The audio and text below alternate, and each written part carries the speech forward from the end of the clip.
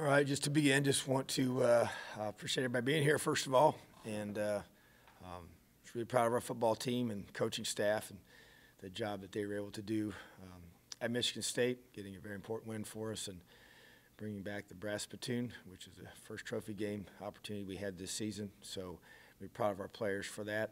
Did not feel like we finished well offensively, especially in the red zone, but clean up some things in special teams. Well, weren't as sharp in that area, but overall, did a lot of positive things.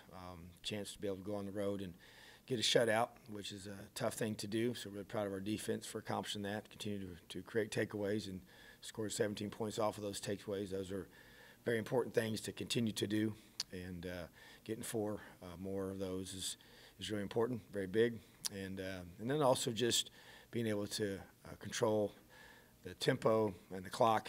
Almost 40 minutes of time possession for our offense really takes its toll, and then having a 7.5-minute drive at the end to be able to finish off the game is also very important, and being able to run that football in those situations was good. Didn't feel like we ran the ball as effectively as I liked for us to in the other parts of the game, but it just comes down to execution. I think we have to continue to point to those details and focus on them throughout the week. So I just want to recognize some players for their play as we do each week. We had defensive scouts of the week, guys that give us a tremendous look that is paramount to our preparation on both sides of the ball and in special teams. So defensive scout team players of the week, Nick Greaser and Liam Zakiel. Offensive scout team players of the week, Ricky Tamas and McCall Ray. And the special teams scouts of the week, Connor Hull and Chris Childers. Those guys have done an excellent job. A lot of guys were nominated by the coaches for those awards, and just shows you the buy-in and the unselfishness of our team is really high level right now. Offensively, Ty Freifogel was our player of the game. Was also the Big Ten Offensive Player of the Week, which is a great team award and for their effort as an offense. And then defensively, Micah McFadden, Taiwan Mullen were the defensive players of the game. Micah had 3 sacks, a whole bunch of tackles, and just played his tail off. And Taiwan finally got himself a couple picks. He's knocked down a bunch of balls over the last year, but got his first 2 of his career.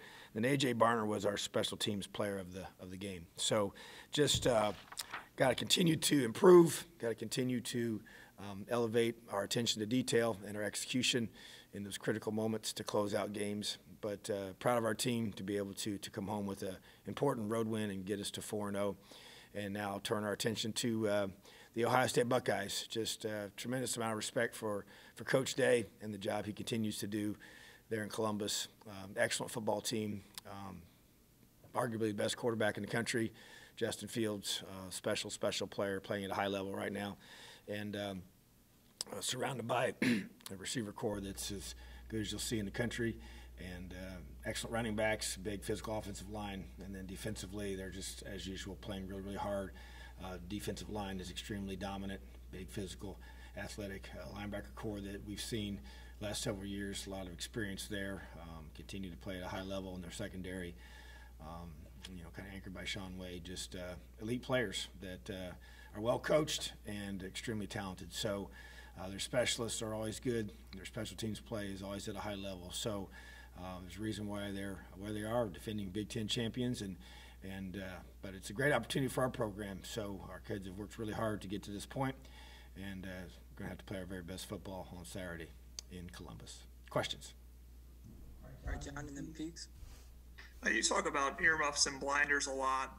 This obviously is, a top 10 battle. Obviously, Ohio State has a reputation in the Big Ten East. How much harder does it become to kind of institute that earmuffs and blinders part when you have just so much talk and so much that's going on in terms of how your program's playing and all the hype right now around that game?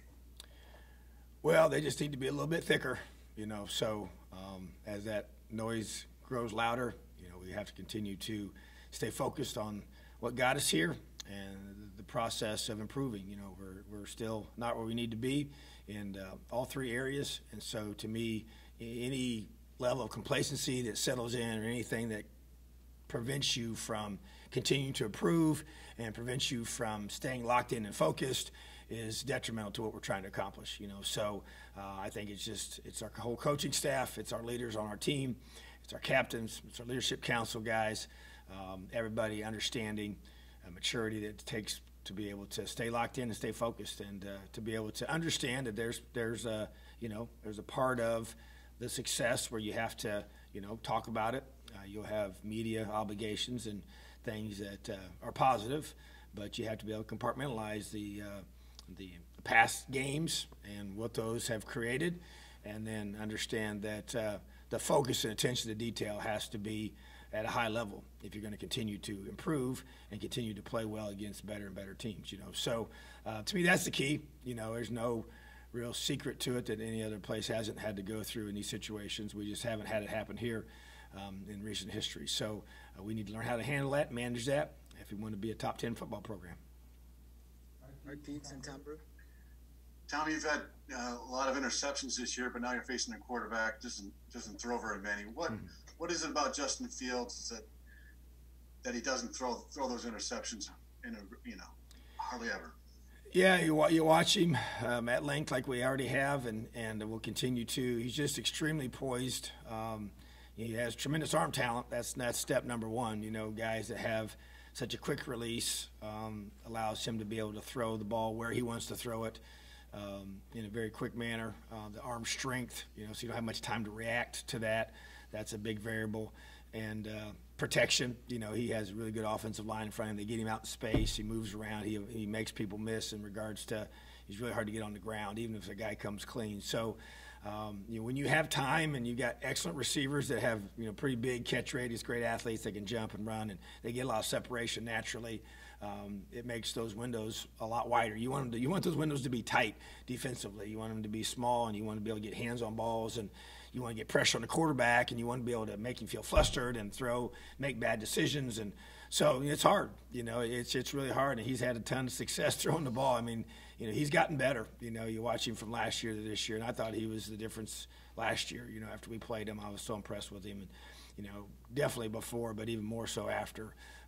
He's a special talent, and there's a reason why he's arguably the best quarterback in the country. So you have to, like every other quarterback, that you have to affect them in some way. They have to feel uncomfortable, as whether that's not necessarily sacking them multiple times. That would be bonus. But not giving him clean windows to throw in, and making him have to move and then not get his feet set, and be able to disrupt their timing and their flow, and make those windows harder to read and react to when the ball snaps. So it'll be a tremendous challenge for our defense, definitely the biggest test we've had this year. All right, Tom Brew, then Kevin Brockway.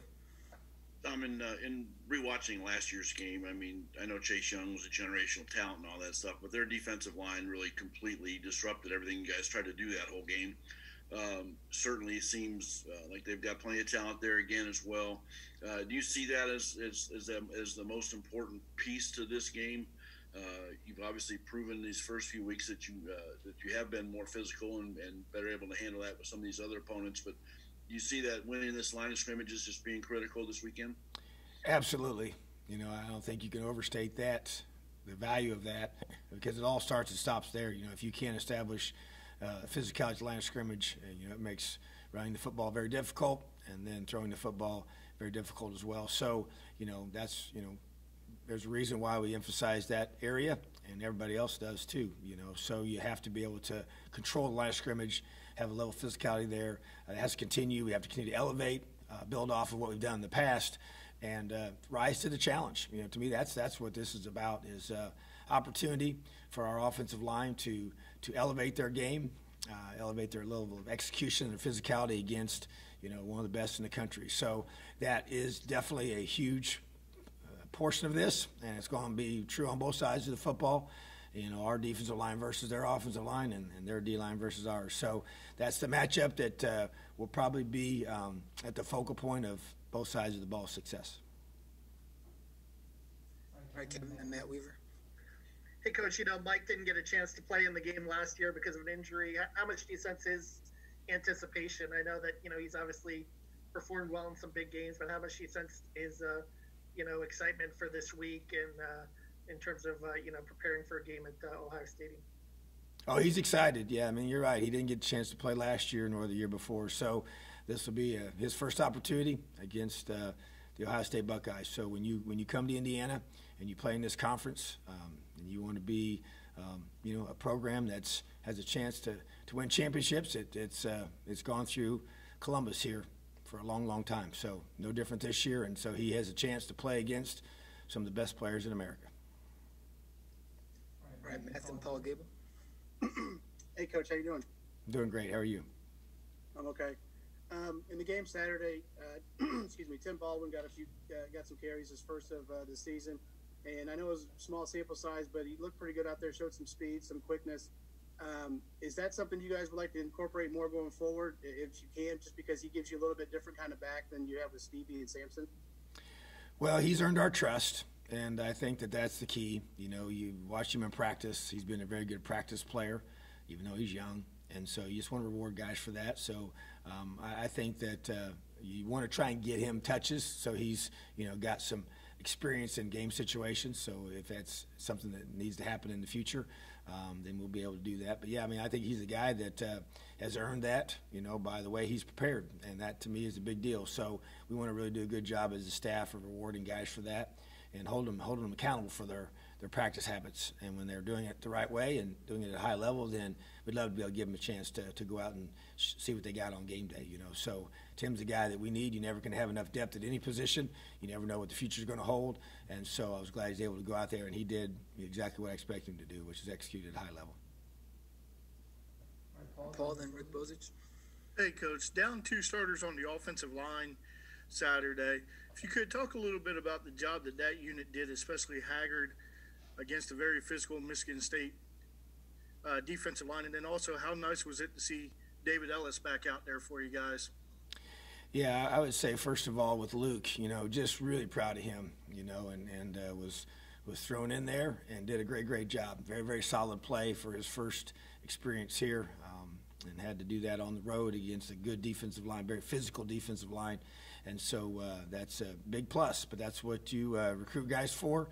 And a guy like himself that came here, with the hope of having an opportunity to play. And he got his opportunity, and he made the most of it. And, hoping to get Michael Katic back this week. And having David Ellis back was big. I think the whole offensive line unit, I'd like to see them execute better, some situational opportunities there from a physicality perspective, but was able to finish it out in the right way to get the last drive and keep us off the field defensively. And then mentioning David, he's a guy that's an important part of our offense and really, really talented young man that trying to hopefully get back a little bit more each time he plays now and get him more involved and as he continues to grow in his health and his ability to feel back to 100%. So, yeah, great to have him back. And I didn't mention it earlier, but as we're talking about some guys and some injuries, Thomas Allen has experienced a serious hip injury, and he'll have surgery tomorrow to have that fracture, surgically repaired. And then moving forward, we'll have a long recovery. But I guess if you want to kind of explain, it's similar to the Tua injury, quarterback at Alabama now playing with the Dolphins. So, which shows he'll be able to recover and come back and play again next season, but he will be done for this year. All right, Rick and Olivia. Yeah, Tom, this game, obviously it's on Fox National. Their pregame show is going to be here. It's 2 top 10 teams. Is this at all part of the vision that you sold when you recruited a lot of these players that are on this team to come to Indiana? Absolutely.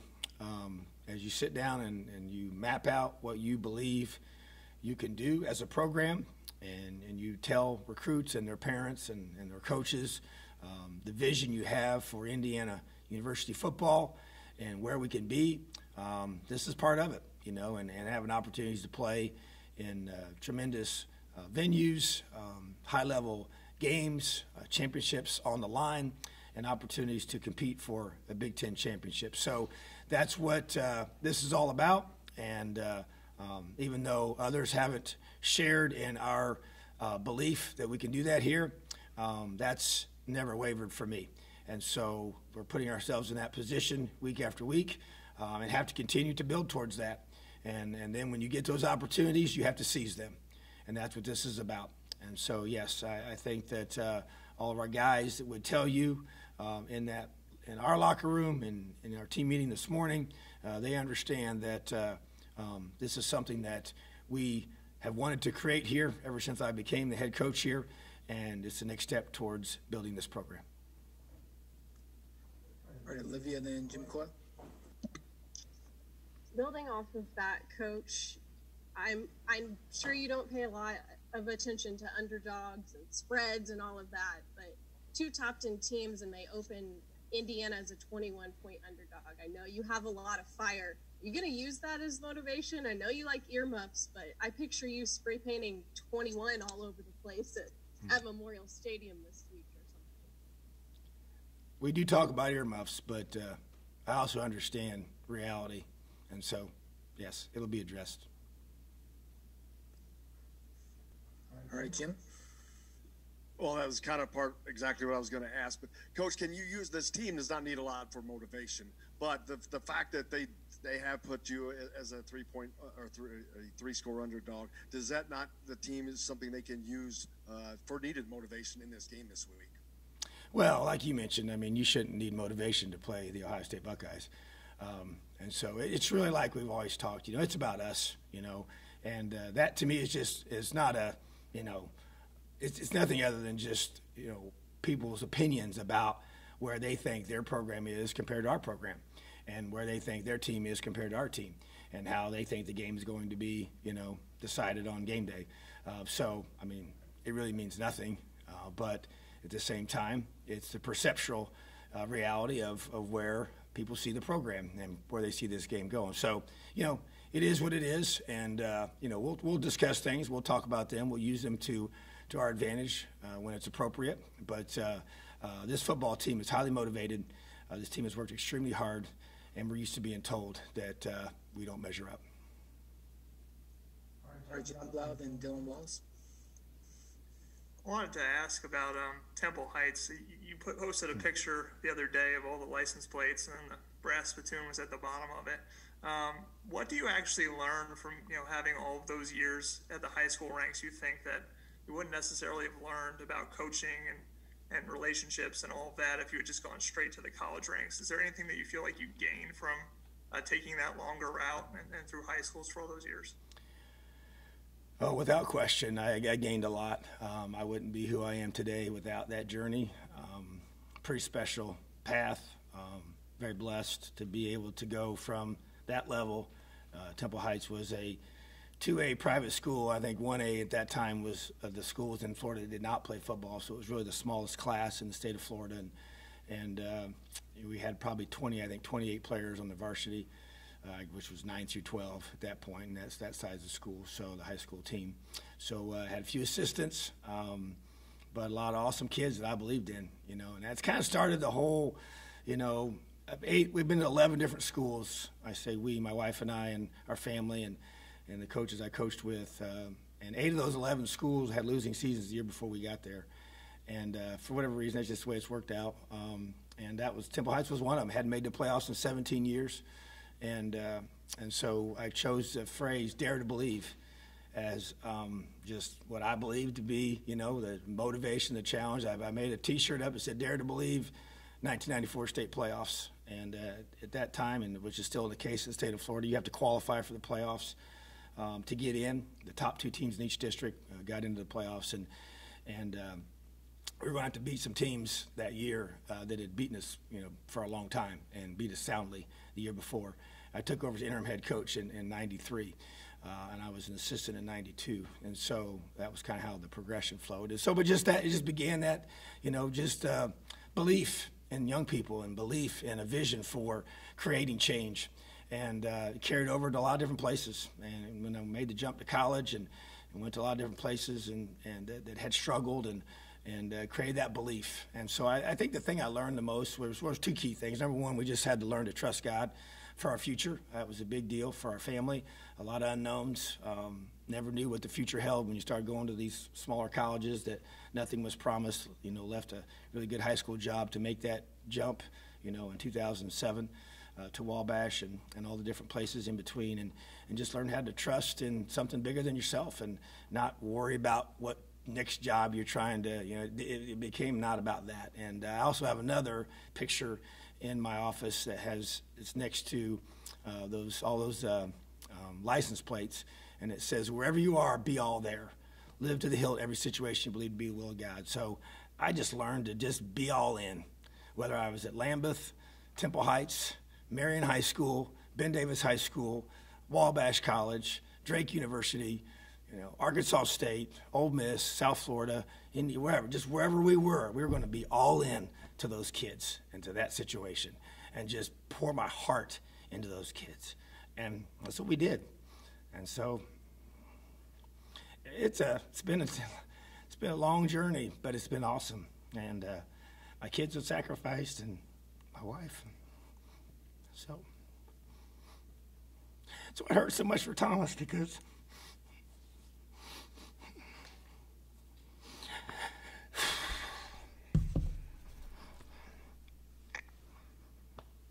I know what he's been through to get here. So he's a tough sucker. So I'm blessed. It's made me who I am. I love this place. I love these kids. We're going to fight, man. I don't care what anybody says about this stinking game. We're going to compete, and we're going to fight. And good Lord willing, we're going to find a way. Keep proving everybody wrong. That's all I got to say. All right, Dylan, and then Dennis Dodd. Hey, Coach. The defense, you guys lead the Big Ten in sacks this year, and it's split pretty evenly among kind of all three levels. Is that sort of something that you kind of envisioned with this defense? And I guess, just how satisfying is it that kind of all three levels are pretty split among evenly with sacks this season? Yeah, our kids, man, we got a bunch of good players, and, we pressure you, and we're going to, rush 3, 4, 5, 6, whatever it takes, and a lot of guys make plays. And so I just want to keep that being consistent, where you don't know where we're going to come from, you don't know who it's going to be, you don't know who's going to make those plays. You recruit a bunch of kids that believe in what you're doing, and you coach them up hard, and you get them fundamentally sound, and you get them in position. But those guys got to, linebackers, D linemen, DBs, whoever, we don't care who makes those plays. We're an unselfish football team, and we don't care who gets credit. So we just want the guys out there that do what they're told to do, play their tails off for 60 minutes. And it's neat to see a lot of guys be rewarded and a lot of different guys make plays, because that's helps motivate and helps guys really buy into what you're doing as a team. All right, Dennis, last one.